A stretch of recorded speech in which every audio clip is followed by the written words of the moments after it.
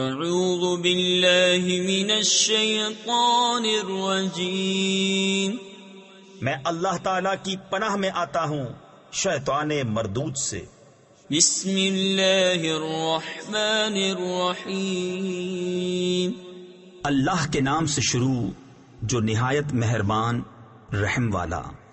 واللیل اذا یغشا والنہار اذا تجلی وما خلق الذکر والانثى ان سعیکم لشتی۔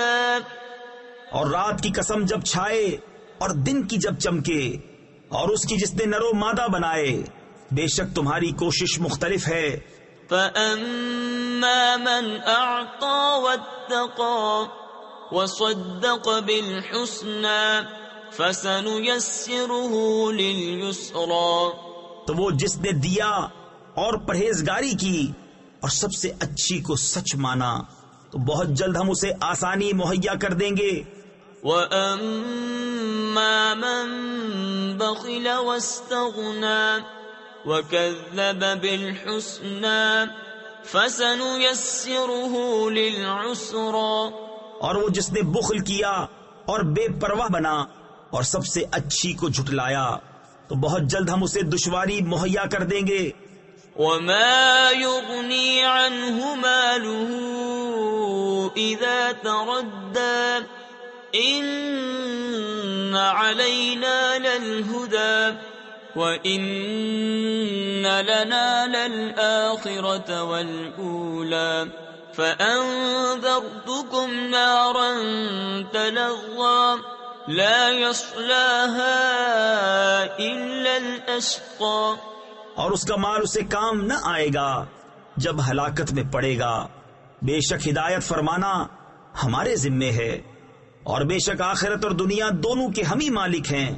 تو میں تمہیں ڈراتا ہوں اس آگ سے جو بھڑک رہی ہے، نہ جائے گا اس میں مگر بڑا بدبخت۔ تفسیر خزائن العرفان میں ہے بڑے بدبخت سے مراد امیہ بن خلف ہے۔ الذی کذب وتولی وسیجنبها الاتقی، جس نے جھٹلایا اور منہ پھیرا، اور بہت جلد اس سے دور رکھا جائے گا جو سب سے بڑا پرہیزگار۔ تفسیر خزائن العرفان میں ہے یعنی امیر المومنین حضرت سیدنا صدیق اکبر رضی اللہ تعالی عنہ کو۔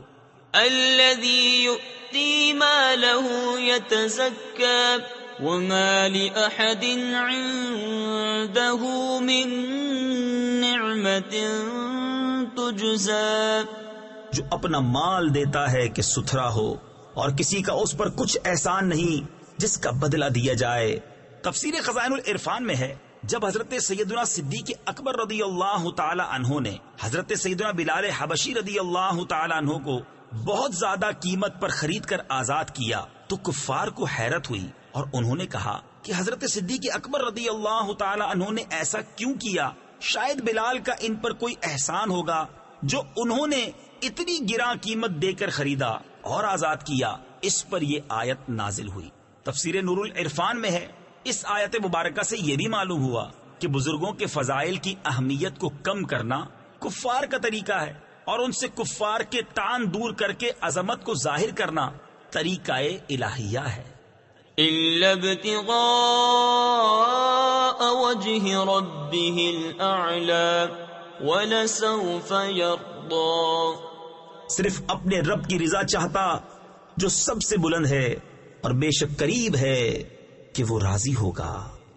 صدق اللہ العظیم۔